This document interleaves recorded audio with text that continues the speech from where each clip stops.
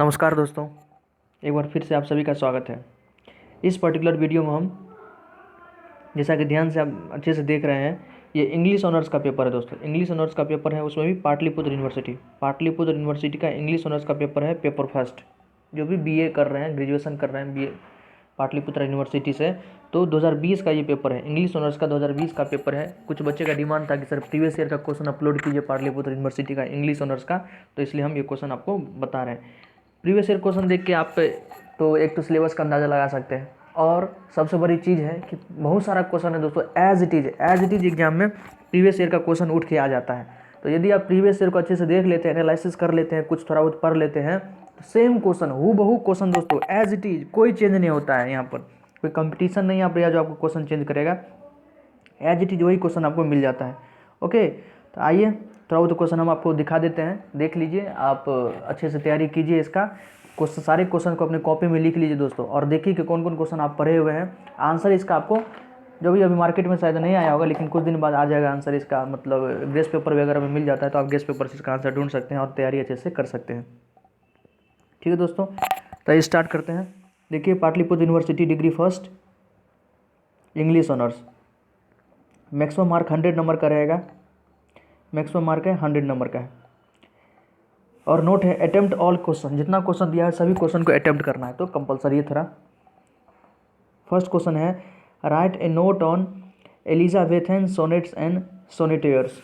मतलब Elizabethan sonnet और सोनेटियर्स पर आपको एक नोट लिखना है, 17.5 नंबर का है। अपने आप में इंपॉर्टेंट क्वेश्चन तो 17.5 नंबर का है, तो आपको बहुत ज़्यादा लिखना पड़ेगा। ऑनर्स पेपर में जब तक अच्छे से नहीं लिखेगा, नीट एंड क्लीन नहीं लिखेगा दोस्तों, नंबर नहीं मिलेगा। और सबसे बड़ी चीज़ है कि अंतिम पेज तक, जितना भी पेज आपको मिलेगा, अंतिम पेज तक आपको लिखना पड़ेगा, तब जाके थोड़ा बहुत जो है प्रोफेसर जो चेक करते हैं वो आपको अच्छा नंबर देंगे।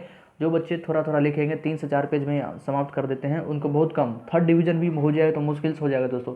फर्स्ट डिवीजन के लिए आपको अंतिम पेज तक लिखना पड़ेगा। ये लोग नंबर नहीं देते हैं ग्रेजुएशन में, बिहार में तो नंबर देने का मतलब है ही नहीं, इनको नंबर नहीं देते। थोड़ा बहुत भी नंबर देते हैं जिनका हैंड राइटिंग बढ़िया रहेगा, कंटेंट थोड़ा अच्छा रहेगा, जिस चीज़ के बारे में पूछा उसी चीज़ के बारे में लिखें।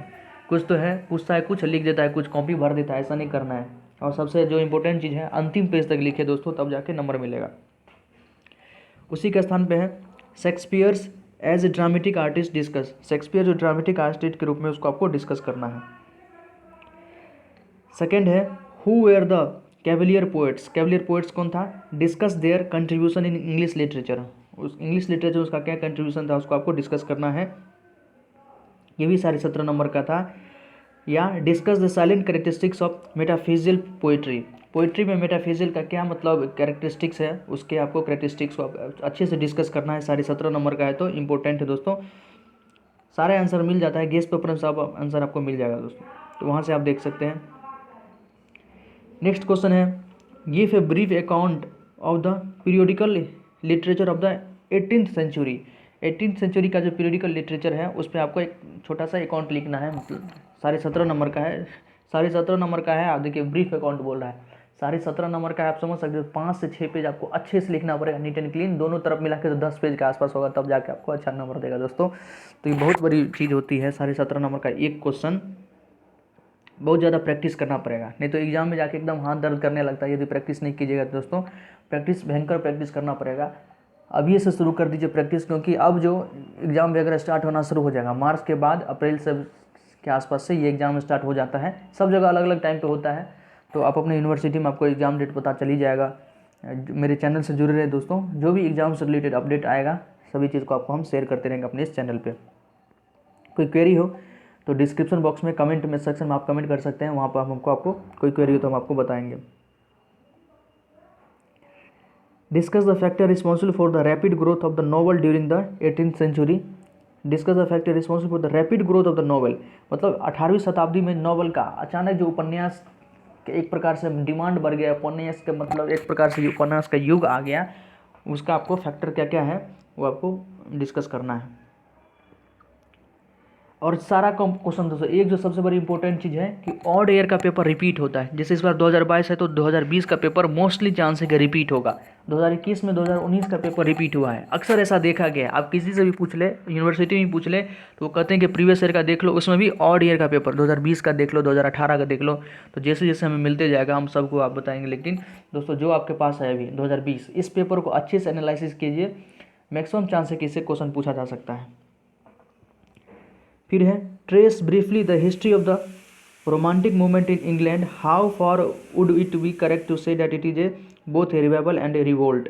ये भी सारा 70 नंबर का है, इसको भी आपको डिस्कस करना है। या और क्या लिख सकते हैं, give a brief account of the social political and religious tendencies of the Victorian age, what is Victorian compromise. ये भी सारा 17 नंबर का क्वेश्चन है, इसको डिस्कस कीजिए। 5 नंबर देखिए दोस्तों, discuss the major rules of the word information. Word formation का क्या क्या मेन रूल है उसको आपको बताना है। वर्ड फॉर्मेशन का क्या क्या रूल है डिस्कस करना है। 6 last but not the least, give a brief account of the dialect of middle English. Middle English के डायलेक्ट के बारे में आपको एक अकाउंट थोड़ा सा लिखना है। ओके, तो ये 6 क्वेश्चन था दोस्तों पेपर फर्स्ट का। पेपर फर्स्ट में 6 क्वेश्चन है, सभी क्वेश्चन को अटेम्प्ट करना है। 100 नंबर का है, तो जितना ज़्यादा आप नंबर लाना चाहते हैं उतना ज़्यादा क्वेश्चन को अटेम्प्ट कीजिए और कोशिश कीजिए कि सारे क्वेश्चन को अटेम्प्ट करें और सभी को अच्छे से लिखें, तब जाके अच्छा नंबर मिलेगा। आइए दोस्तों आप पेपर 2 डिस्कस करते हैं। पेपर 2 डिस्कस करते हैं, इसी में देख लीजिए ध्यान से। पेपर 2 डिस्कस करते हैं दोस्तों, ये थोड़ा लेंदी पेपर होगा। देखिए पेपर सेकेंड है इंग्लिश ऑनर्स, 2020 का ही पेपर है। 2020 का इंग्लिश ऑनर्स का पेपर है, degree part first English honours, ठीक है। पेपर सेकेंड है, पाटलिपुत्र यूनिवर्सिटी का है। यहाँ भी है कि सभी क्वेश्चन को आपको अटेम्प्ट करना है। क्वेश्चन नंबर फर्स्ट देखते हैं, Chaucer gives us a microcosm of English society in the prologue, discuss. इसको डिस्कस करना है। या discuss the theme of nun's priest tale, nun priest tale का थीम को डिस्कस करना है। सेकंड है give a critical analysis of the poem Lycidas. Lycidas जो पोएम है उसका एनालिसिस आपको लिखना है। Discuss John Donne as a love poet, John Donne को लव पोएट के बारे में उसको आपको डिस्कस करना है।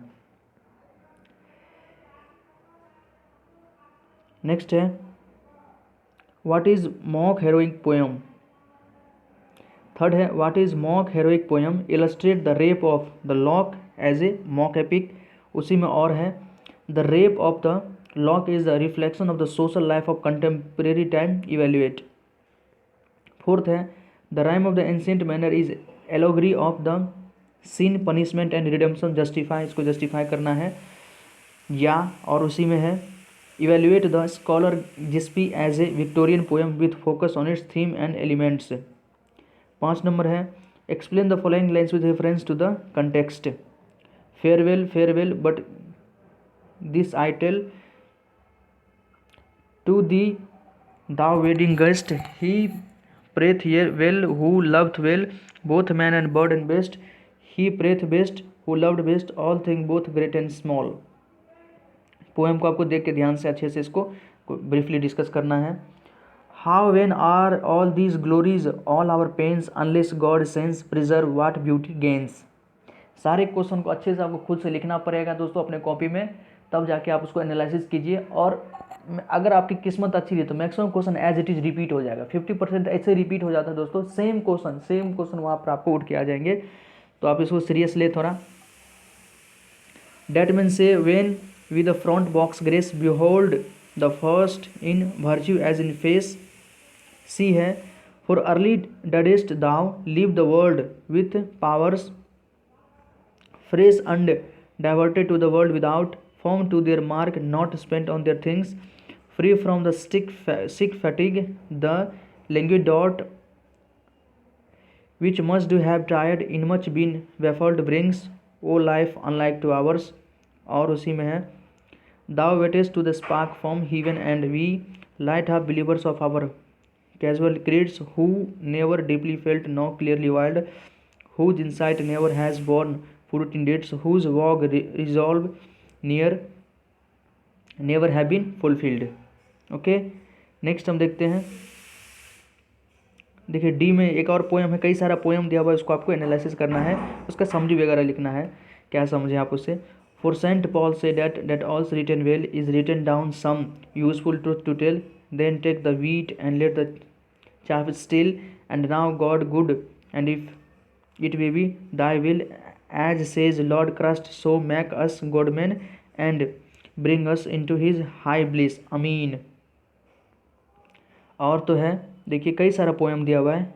Weep no more woeful shepherd, weep no more for Lycid, देखिए लाइसिड पोएम से है। Your sorrow is not dead, sunk though to be beneath that's watery floor, so sink the dead star in the ocean bed, and yet anon repairs in drooping head, dropping head, and tricks his beams, and with new spangled ore flames in the forehead of the morning sigh, so licid sun lock but mounted high।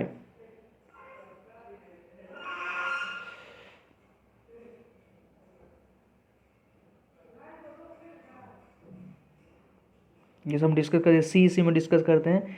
For early diedst thou leave the world with powers, fresh undivided to the world without form to the mark, ये सब हम discuss कर चुके हैं दोस्तों। इसमें आगे हम डिस्कस करते हैं क्वेश्चन नंबर 6 से। देखिए क्वेश्चन नंबर 6 इंपॉर्टेंट है।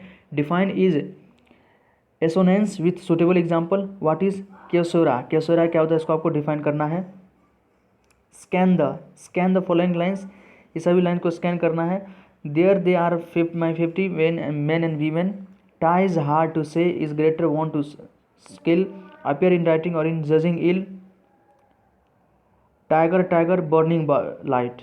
ओके, तो ये कुछ क्वेश्चन था दोस्तों। प्लीज़ आपको कैसा लगा कमेंट सेक्शन में बताएं। कोई क्वेरी हो भी आप हमसे पूछ सकते हैं कमेंट सेक्शन में लिख के, ठीक है दोस्तों। तो सारा आंसर आपको गेस्ट पेपर में भी मार्केट में हो सकता है नहीं आया हो, कुछ दिनों बाद आ जाएगा। मार्च अप्रैल से आना स्टार्ट हो जाता है एग्जाम के 1-2 महीना पहले, तब आप अच्छे से उसको, लेकिन फिलहाल अभी थोड़ा बहुत आप कम से कम सिलेबस का एनालिसिस कर सकते हैं, क्वेश्चन लिख लें आप, थोड़ा बहुत ध्यान रहेगा, थोड़ा कहीं ना कहीं मिल ही जाएगा दोस्तों। पीछे कोई मित्र हो, साथी हो जो पहले ग्रेजुएशन फर्स्ट ईयर में था, उससे आप ले सकते हैं सहायता, और आपको सभी चीज़ गेस्ट पेपर में सब चीज़ दिया रहता है, अच्छे से दिया रहता है, सब चीज़ मिल जाएगा। तो धन्यवाद दोस्तों।